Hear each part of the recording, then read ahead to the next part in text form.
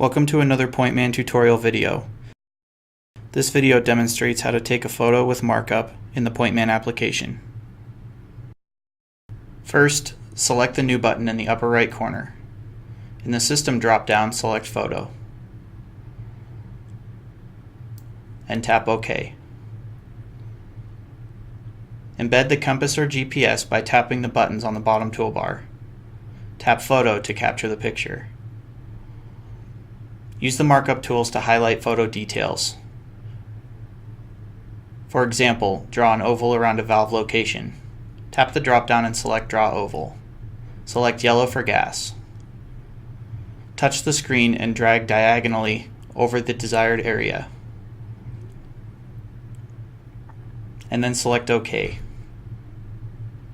With Markup Tools, you can add additional items to your photo. Tap the Notes icon to add notes to your photo.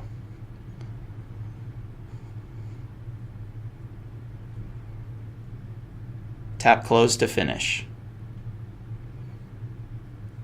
The photo is now saved in the PointMan application.